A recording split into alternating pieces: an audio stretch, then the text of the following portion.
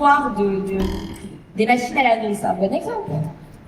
Les fact-checkers, certains fact-checkers ont dit non, mais c'est vrai cette histoire. Elle est entièrement vraie. Pourquoi? Qui c'est qui l'a dit en premier? Devinez. La Commission européenne. Madame Ursula von der Leyen. Madame Ursula von der Leyen a dit on le sait, que la Russie utilise les puces de machines à laver. Pourquoi elle a dit ça, Ursula von der Leyen? Elle s'est basée sur quoi? Elle s'est basée sur une étude qui avait dit que dans certains pays limitrophes à la Russie, il y avait une augmentation d'achat d'électroménagers. Voilà. C'est tout. Il n'y a que ça. Donc ils en ont déduit que s'il y a une augmentation d'achat d'électroménagers, c'est forcément que c'est la Russie qui rachète ces matériaux-là parce qu'elle a besoin de puces, etc. Bon.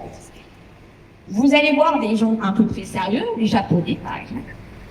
On fait des études très sérieuses. Les Japonais, c'est l'information japonaise est intéressante, c'est pour ça, ils sont assez drôles. Les Japonais, ils ont fait un rapport assez intéressant, ils ont montré qu'en fait, comment la Russie, parce que c'est une vraie question, la Russie, comment elle fait pour s'apprivoisonner en semi-conducteurs. Pourquoi? Parce qu'en fait, les principaux producteurs de semi-conducteurs, c'était les États-Unis. Et comme il y a eu un embargo, ils se posaient la question de comment la Russie allait faire. Mais la Russie, en fait, elle a fait quelque chose de très simple. Elle a utilisé ce qu'on appelle les sociétés écrans, comme n'importe qui, notamment en Chine et dans d'autres pays, qui achetaient des semi-conducteurs aux États-Unis pour les revendre à la Russie. En fait, la Russie n'a jamais eu besoin d'acheter des machines à laver, ce qui est en plus, parler à n'importe quel ingénieur, est stupide et absurde.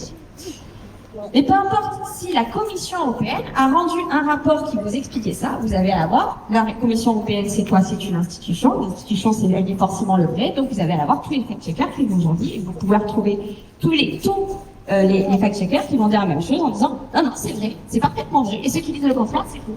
C'est des désinformateurs, c'est des complotistes, c'est l'extrême droite, c'est des pro-russes. C'est des platistes, on n'est pas loin de ça.